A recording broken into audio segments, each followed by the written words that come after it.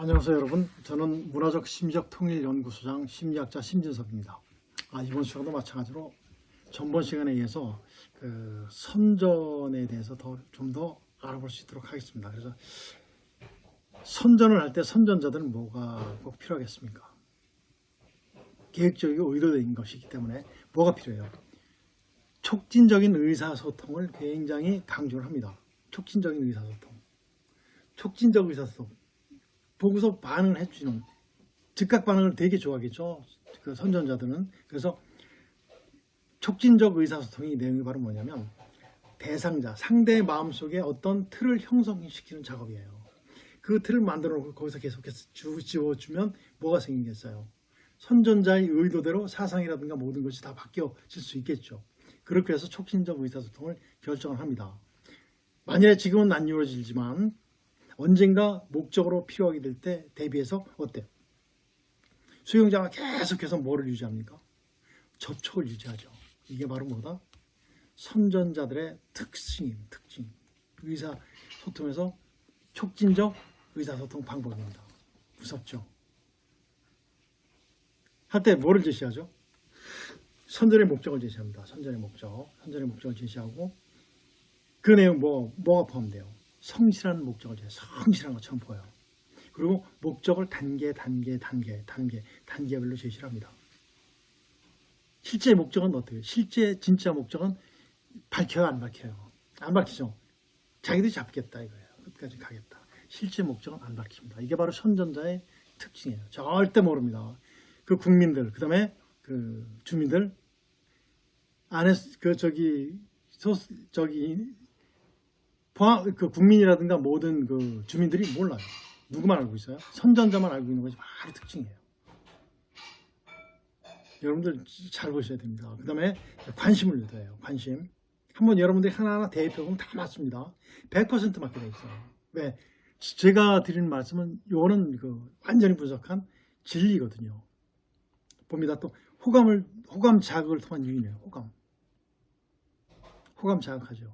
우리나라 최초의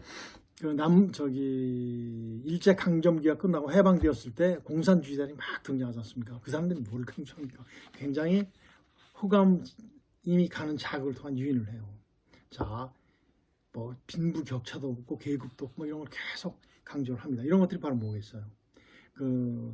호감 좋아하는 자극을 통한 유인이겠죠. 그다음에 외부적 자극을 통한 유인도 해요. 봐라, 다른 나라 있지 않냐? 공산주의 바로 이렇게 쫙 돼 있지 않냐. 그 다음에 특이 행위를 이용한 유인을 해요. 특별한 행동을 하죠. 꼭 어떤 이벤트를 꼭 해요. 그리고 꼭 뭘 하죠? 꼭 도발적인 유인을 시도합니다. 이것이 바로 선전자들의 특징이에요. 즉 공산주의자들의 특징이에요. 그 다음에 이제 메시지 전달할 때는 뭐죠? 과장법을 씁니다. 과장을 많이 해요. 그 사람들이 하는 것은 전부 다 정형화가 돼 있어요. 순서가 있고 어떤 틀이 딱 있어요. 제가 뭐라고 그랬죠? 마음속에 어떤 틀을 형성시키는 것. 이게 바로 촉진적 의사소통이라고 그랬죠. 있어요. 똑같아요. 그러면서 초점화도 있어요. 어떤 것을 굉장히 강조시키죠. 다른 것들은 실제 사실이 이거인데 그걸 아니에요. 다른 것만 이렇게 부각시킵니다. 이게 이제 초점화죠. 그리고 이제 되게 영상화를 많이 하지 않습니까? 영상화.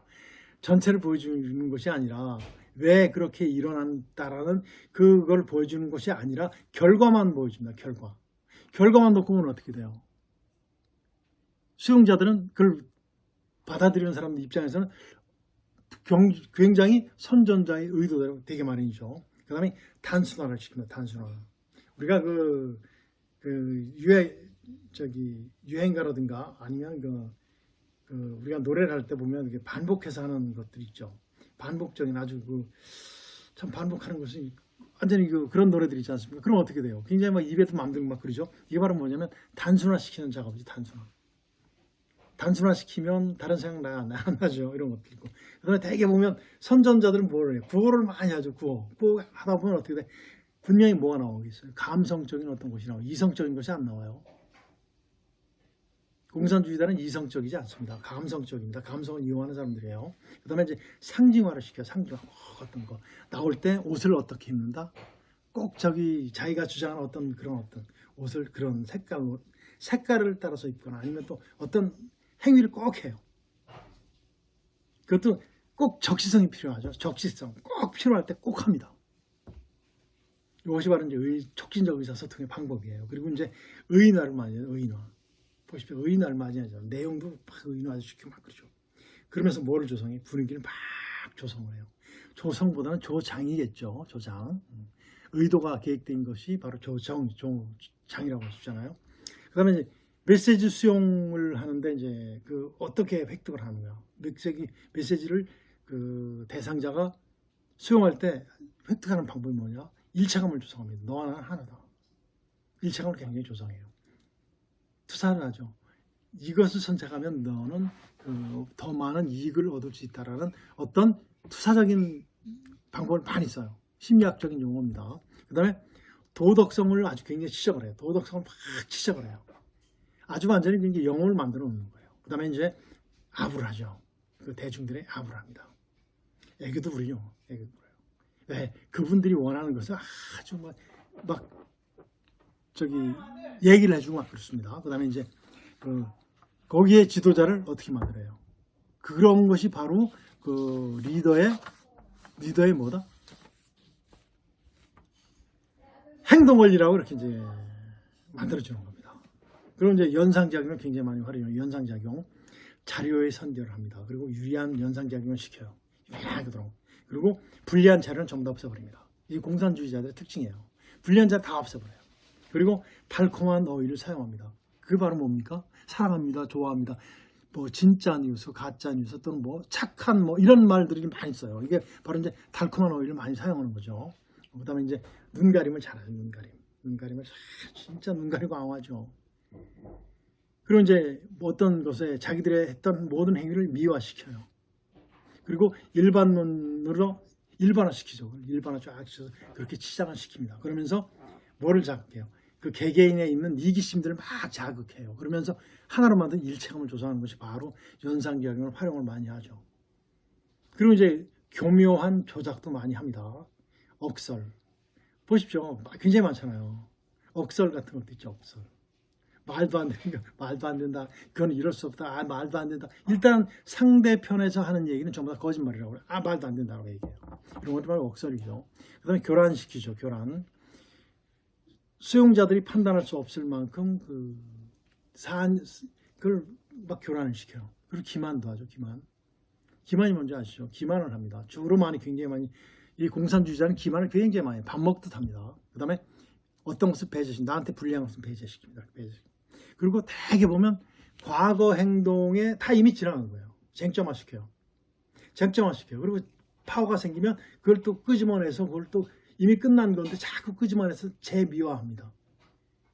이런 것들이 이제 공산주의자들의 특성이에요. 바로 이제 특히 이제 북한에서는 이런 것들이 굉장히 많이 일어나겠죠. 모든 정보를 받지 않으니까. 그다음에 자기에게 유리한 정보만 준다. 그러니까 정보가 어떻게 왜곡되는 거죠. 그리고 그것만 생각하도록 하는 것이 아니라 계속해서 어떻게 돼요? 교란시키기 때문에 주의력이 집중되겠어요? 분산되겠어요? 주의력이 분산되겠죠. 분산됩니다. 그런 이 선전자들이 하는 것들은 되게 극화가 있어요. 아주 뭐 다이나믹하죠. 도식화예요. 도식화 시킵니다. 그 다음에 이성의 호소를 해요. 감성의 호소예요. 감성의 호소예요. 감성 가슴으로 뭐 한다 뭐 이게 가슴으로 하는 게 감성입니까? 그건 아니죠. 그 다음에 참여를 꼭 유도시켜요. 왜? 참여를 한번 해봤으면 어떻게 돼요? 그 편을 끝까지 들게 되니까. 왜? 즉 인간은 내가 한 행위에 대해서 어떻게 돼요? 합리화하는 그런 경향이 있죠. 그래서 꼭 참여를 유도합니다. 그리고 이것은 내가 선택해야 돼? 말아야 돼? 그 여지를 안 줘요. 너는 반대할 여지 같은 걸 안 줘요. 꼭 이걸 선택해야 된다는 그런 식으로 유도를 해버려요. 그럼 막 모을 거잖아요. 이런 것들이 바로 뭐다? 선전자들의 특징이에요. 그리고 또 행동과 자극을 부여하는데 어떻게 하냐면 위협을 하죠. 위협, 강압, 집단을 한다고 그래요. 집단한테 선전한다고 그랬어요. 개인이 아니죠. 그럼 어떻게 돼요? 집단 최면이 되는 거예요. 집단 최면. 자, 보십시오. 막 각 집단 우리 그 대한민국과 다른 나라가 축구할 때 다른 나라를 응원합니까? 한국을 응원합니까? 한국 응원하죠. 그 응원하는 동안 어떻게 돼요? 정말 몰입돼서 하죠. 집단 체면에 걸리는 거죠. 그 어떤 행동을 유발해요. 이거는 선동과 관계되는데 행위를 유발시키는 것이 바로 선전자들의 상투적인 깊숙이 관련되어 있는 그런 것들입니다. 그리고 이제 확신을 부여하죠. 확신을 딱 부여해요. 너희들이 나와 함께 우리와 함께 하면 이런 것들이 있다. 그래서 어떻다? 선도 그룹을 꼭 활용을 합니다. 이용을 하죠. 선도 그룹을 만들어서 꼭 이용을 시켜요. 그리고 또 꼭 비유를 합니다. 이것과 이거를 비유를 꼭 해요. 그리고 뭐 했으면 어떤 멋있는 것에 비유를 막 해요. 이런 것들이 선전자의 특징이에요. 그리고 이제 우리가 생각했던 것이 꼭 이루어진다. 사고일치를 유도합니다. 봐라, 그렇지 않냐. 그러면서 단언해 버립니다. 우리 주장이 맞다. 이 단언이에요. 그리고 보증을 해주죠. 우리와 함께하면 행복할 것이다. 단언을 해줘요.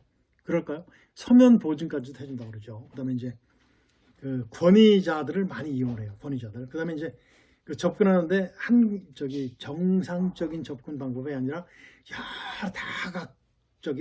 다각도적인 그런 접근 방법을 활용하는 것이 바로 선전자들의 특징이에요. 그리고 선전자들은 종교도 막 이용합니다. 종교. 그리고 하면서 뭐 들어가요? 경험했던 요소들도 막 상기시켜서 증명되고 막 그러겠죠. 그리고 역사적인 사실도 왜곡해서 봐라. 이런 것이 바로 이렇지 않느냐. 이것도 증명해 줍니다. 그리고 실질적인 증명도 이런 식으로 해주는 거예요. 실질이에요? 왜곡이에요? 사실은 왜곡된 거죠. 그리고 이제 통계도 활용합니다. 통계 활용하면 통계는 사실상 어떻습니까? 어떤 경우인데 그거를 활용을 굉장히 많이 해요. 그러다 보니까 소수자들이 많이 피해를 보는 경우도 많겠죠. 또 휩쓸려 들어가는 경우도 많을 겁니다. 그래서 과학적인 증명까지 포함시켜서 맞지도 않는데 갖다 막 맞춰가면서 쫙 해주면 어떻게 되겠습니까? 받아들이는 수용자 입장에서는 굉장히 확신하게 되겠죠. 그렇죠? 그런 이제 어떤 거예요? 어떤 것이냐면 불신을 조장하죠. 불신 조장의 내용이 뭐냐면 부정적 선입관을 주입시킵니다. 봐라, 이렇지 않아. 실제 뭘 하지 않으려고 이런 것이 아니냐. 계속 강조하는 거예요. 선입관을 주입시켜요. 그럼 거기서 뭐가 생겨요? 어떤 틀을 생긴다고 그랬었죠. 틀을 만들어주는 거예요. 연계인식 부정적을 이용해. 연계됐던 것도 바로 어떻다. 바로 부정적으로 연계시켜주기 때문에 어떻다. 그렇게 받아들이는 거죠. 정말 확신이 되는 거예요. 그러면서 어떻게 돼요? 상대에 대한 험담을 하죠. 반대파에 대한 험담. 이런 것이 많은지 그렇죠. 그리고 나중엔 조롱해요. 막 조롱해요. 그 다음에 독설도 퍼붓죠. 독설. 그 다음에 또 뭘 하겠습니까? 부실해요. 너희들이 하는 건 뭐 있냐. 뭘 또 암시하죠. 그 다음에 이제 누가 뭐라 그러면 이제 반대자라든가 나중에 사실이 밝혀졌을 때 어떻게 돼요? 무정이에요. 무정. 정말 정언하지 않습니다. 무정. 모르는 채예요. 그래서 흐지부지 시키는 것이 바로 그거예요. 그리고 또 설명할 때는 굉장히 좋은 방법을 써요. 맞고 틀린 흑백을 많이 대비시키죠. 그리고 그 사람들이 주장하는 것은 굉장히 반전을 많이 유도를 하죠. 반전. 굉장히 계획적이에요. 그리고 불길한 용어를 사용해요. 불길한 용어. 많이 이렇지 않으면 어떤 것이다, 뭐 어떻게 될 것이다라는 그런 용어들도 굉장히 많이. 특히 이제 이 선전자들이 주로 쓰는 용어들이 바로 용어 혼란 전술이에요. 용어 혼란 전술을 많이 쓰죠. 부정적인 용어를 자꾸 쓰게 해서 긍정적인 용어로 바뀌게 만드는 것이 바로 용어 혼란 전술이잖아요. 이런 것들을 많이 시킵니다. 그 다음에 이제 뭐냐면 이제 완전히 각인화 시켜요. 이제 우리 뇌 세포 속에 완전히 깊게 파는 것을 각인이라고 그러잖아요. 강력한 기억을 만들어줘요. 강력한 기억 같은 거.